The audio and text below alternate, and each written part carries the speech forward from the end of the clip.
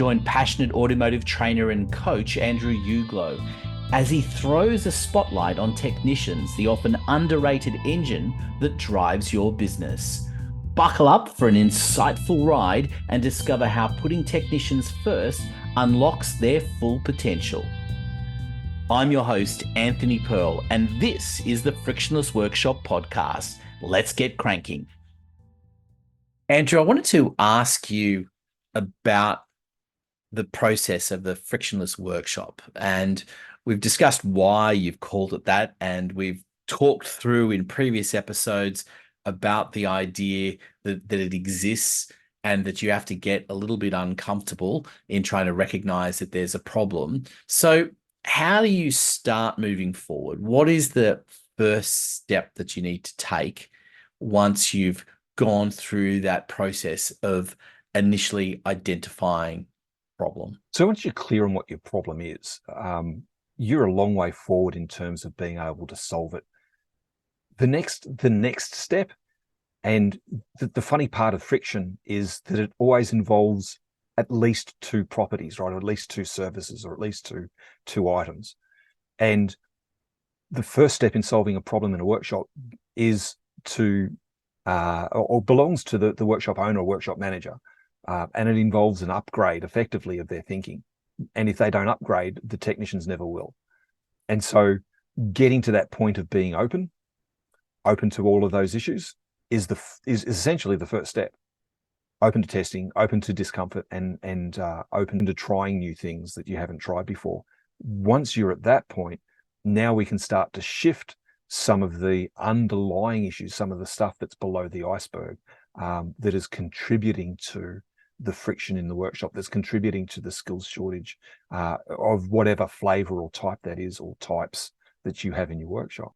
And so to start moving forward though, once you've identified that, are we starting to look at who are the valuable people in the workshop? Because it's one thing to be looking at the problem, but it's also, you've got to look at who is actually the stars, aren't they? Who are the most valuable people in your workshop? Because that's the counter to some of the problems. Yeah, absolutely. And this is a bit of a hot potato, or a hot item that gets a lot of discussion in a variety of different forums, in social media and all that sort of stuff. Who actually is the most valuable person in the workshop? And it's certainly a question that I've asked a whole bunch of different people. I've asked technicians, I've asked managers, I've asked customers, or friends and colleagues and stuff. Who do you think is the most important person in an automotive workshop? And is it the management? Are they the ones that make the difference? Are they the people that make the difference? Are they the ones that make it profitable? What about the customers? Clearly we can't run a business without customers. Surely they must be the most important people in the business. And the other one is, of course, the customer service or the customer reception people, as service advisors. They're the ones doing all the customer interaction. Could the business even run without them? What sort of business would it be if we didn't have them? And of course, then there's the technicians. What about those people? Are they important to the business? Do they matter? And the reason that I ask is, if you haven't got your priorities right in the workshop, you're going to make choices that actually contribute to harming your retention, harming your staff engagement, and certainly you won't be developing your people. You'll be doing other things, such as training them, which is really quite insufficient. So getting your priorities wrong is akin to going and washing and vacuuming a customer's car, but not doing the service on it. That would make absolutely no sense at all. So as to who the right person is, let me just start, I guess, with who isn't the most important person. And I'm going to perhaps upset some people here, but I'm okay with that. I'm open to that idea. Customers aren't. Customers absolutely positively are not the most important person in your business. Now, I can almost hear the screams of horror in the background as people go, "What? How is that possible?" Well, there's a couple of reasons why they aren't. The first is they aren't in your business. They don't work for you. They don't make you money even. They pay money for the service you provide, but they certainly don't make you money. And so if they don't work for you, and they're not in your business, how can they be the most valuable person? They're not. Now, don't get me wrong, you need customers. I want to see a business succeed without them, but they're not in the business. And I think that is perhaps one of the first things that workshops get wrong is they substitute a customer-centric model in place of a technician retention model. And they've got their models mixed up. They've got their contexts mixed up. And so it all becomes about the customer, and it should be in some contexts, but not when it comes to staff retention. It shouldn't. The customer is not the most important person in the business. Sure, in terms of customer retention, you need them, but not in terms of staff management. The next one, of course, that is the misnomer about the most important person in the business is the management. As a workshop owner or a workshop manager, in whether you're independent or in franchise or in dealer land, you're not the most important person in the business. Sorry to give you the bad news, but it's true. Customers don't rock up and go, "Please, Mr. Manager, can I have some epic workshop management for my car, please?" I've never ever heard a customer ask for that. Now, don't get me wrong, the business runs significantly smoother and more profitable because we have epic workshop management. But that's not the most important thing. Customers don't rock up for that. The last one, of course, is the service advisors, or our customer service staff or our front reception staff. And surely they must be the most important. Well, actually, they're not. They're important, don't get me wrong. They're necessary, absolutely. If you've got good customer service people, your business runs way smoother and far more efficiently than if you don't. And also, you make more money, right? These people are essentially technical salespeople, for want of a better description, in addition to their customer skills. And they can upsell stuff, but they can upsell anything they like. They can upsell till the cows come home. But if you haven't got technicians out there doing the work, how do you reckon that's going to play out? And so ultimately, and this is sort of coming out more and more, ultimately it's the technicians who are the most valuable people. And the reason that they are the most valuable people is because they're the only ones making you money. Your service advisors aren't productive. They don't make you money. Your management doesn't make you money. They facilitate the management, and that's critical, but they don't make you money. And the customers, as we said, certainly don't make you money. They pay you money, but they don't make you money. And so without your technicians, you're screwed. And this is starting to become more and more of a thing. I'm seeing posts in social media actually celebrating technicians. And I nearly fell off my chair the first time I saw it. I've gone, what? How is it people actually are coming out and saying this openly? I was quite shocked, and it's becoming more and more common, and it needs to be. Because without technicians, I don't care what your other skills are, you're done. And quality technicians, engaged technicians that actually give a damn about productivity and efficiency and the quality of their workmanship are arguably the best customer service agents you'll ever have. Yeah, it's interesting that you talk about that, because I know from a marketing perspective that having done a lot of market research and stuff in the past, it's often where you get there are often elements of a business which people take for granted and expect to be done. And if they're not done properly, you get absolutely punished in how people perceive it. But if they're done exceedingly well, you don't actually get extra kudos from it. And I think the mechanics fall into that category because there's an expectation that they're going to make sure that the car is running right. And because that's the fundamental of it. And so often it gets overlooked. Yeah, absolutely. And it's one of the, like you say, it's conspicuous by your failure.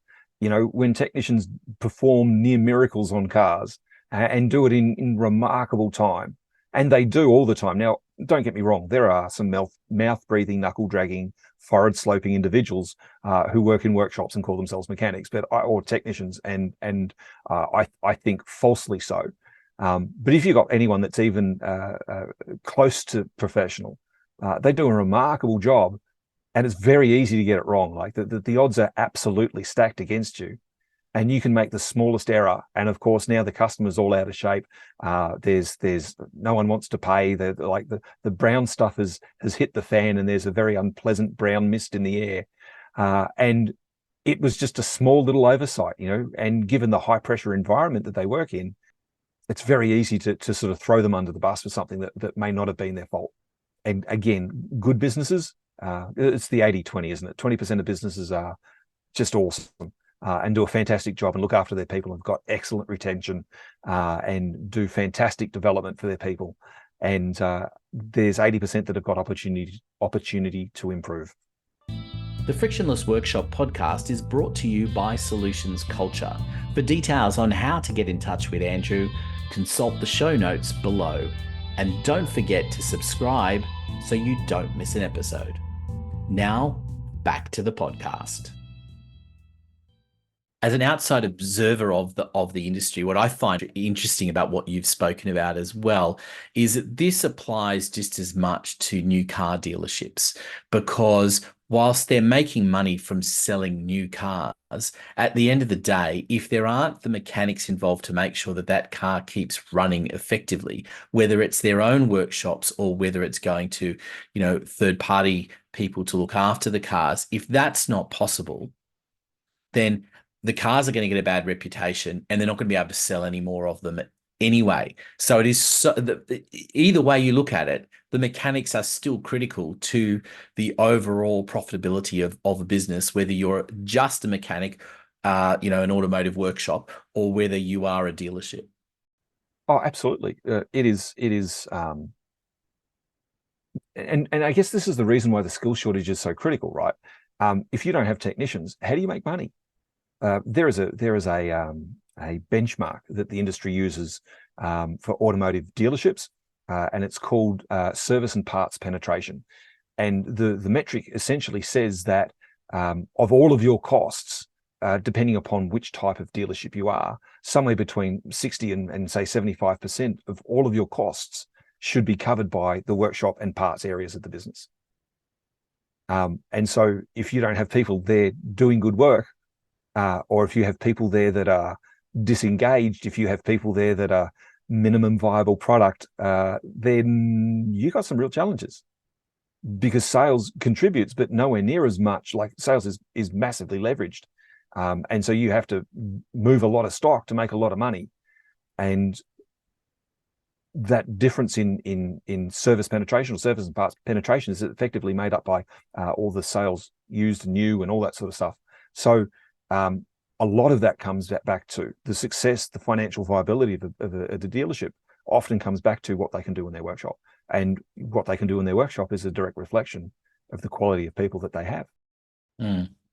And I think that I can hear almost the brains ticking over of some of the management and owners of some of these businesses going, yeah, but without all of the other people that play a role in the workshop, be they management, be they, finding parts, be they coordinators, reception, whatever it is, they're just as important, aren't they? That's what I can hear those wheels cogging over, really thinking that, and that the business still needs to be customer centric in terms of where it's focused. Oh, absolutely. And this is about keeping the right thing. There's no point using a customer-centric model for staff retention. There's no point using a technician retention model for service and parts penetration. Like the skills that you need are the skills that you need. But let me put on my bastard hat for a minute and be a bit of a bastard. It's one of the skills that I offer, I'm told. I would argue that if you're smart enough to successfully work on the high technology, complex vehicles that are around in workshops today, even the stuff from 5-10 years ago, if you can successfully work on them, then you're capable of doing anything else in the business. I would argue that it is way more difficult, way more complex trying to solve problems, technical problems on a vehicle than it is running a workshop. And I don't mean that as a criticism. I just mean that's what I believe. And I've seen that. Like running people is tough. Fixing cars, that's another level again. So if you've got technicians who are smart enough to do that successfully, they could run a workshop, they could do customer service. But the only reason we have those other skills is to keep the technicians on the car longer, right? So as their time is actually spent making money. Otherwise, the techs could comfortably do your customer service. They could do the book in, the book out. They could do the upsell. They're smart enough. Certainly the good ones are. They could run the workshop. They could coordinate all the other people. They've got those skills. And if they didn't, they can learn them, because techs are learning new stuff all the time. That's like a critical foundational thing that they have to be able to do. Adapt and operate with some pretty challenging environments. So the reason that we have management is to support the technicians. The reason that we have customer service people is to support the technicians. The reason that we have the financial services and parts services, well, parts, obviously we want to sell the parts, but that's there to support the technicians, because the longer the technician is actually productively working on a vehicle, the more money the business makes. And so to not put the technician at the center of the business is insane. And more importantly, anything that you can do, and I mean anything that you can do that makes the technician more effective, more productive, more engaged, is going to have a huge impact on your financials. It's going to have a huge impact on your parts sales. It's going to have a huge impact on your customers and customer retention, on your Google reviews. Pick one. So rather than, as often seems to be the case, seeing the technician as the mouth-breathing, knuckle-dragging, forward-sloping, spanners spinning individual who's really just a gronk out the back doing the gronk meaningless work. And I say that a little bit in jest, but at the same time, there are people who believe this and who operate as if that's true. Rather than doing that, why don't you see the technician as actually the hero in the business? Why don't you see the technician as the person who needs your support so they can be more productive, right? So they can, if you like, stand on the shoulders of giants.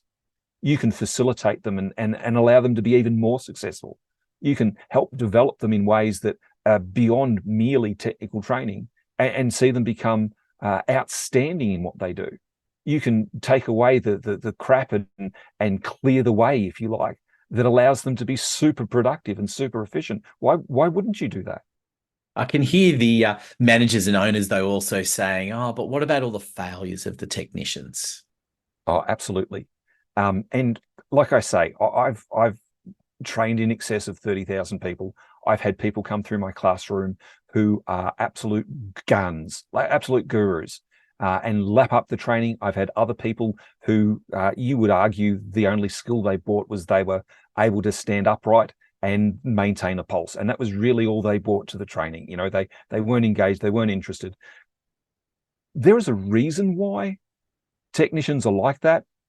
And sometimes, a small percentage of the time, perhaps they're not suited to the trade. You know, they got in for a reason that it was a job, I needed money, and tick, let's try mechanic. You know, that they had no passion, they had no drive, they had no desire, and that shows. But for the most part, when technicians are disengaged, there is a reason that they're choosing that behavior. It isn't random. It isn't, they woke up one morning and thought, right, today, I'm going to bust everything I touch. I'm going to screw over the customer service people. I'm going to upset my manager at every opportunity, and I'm going to make life a living hell for all the people in the workshop that I work with.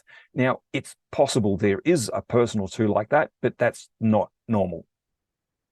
So if they're doing disengaged behaviors, if they're doing minimum viable product behaviors, the question is, but why? Like, what's actually going on? And there will be a reason, there'll be a cause, there'll be some limiting beliefs, there'll be some values that are missing. There'll be some mindset pieces that they never developed because they didn't know they were supposed to. And so you start to solve those sorts of things, and now you start to get a very different result from that individual. Thank you for listening to the Frictionless Workshop podcast. For details on how to get Andrew working with you and your technicians, take a look at the show notes. There's also a link to some special content you can access. I'm Anthony Pearl, reminding you to subscribe so you don't miss an episode.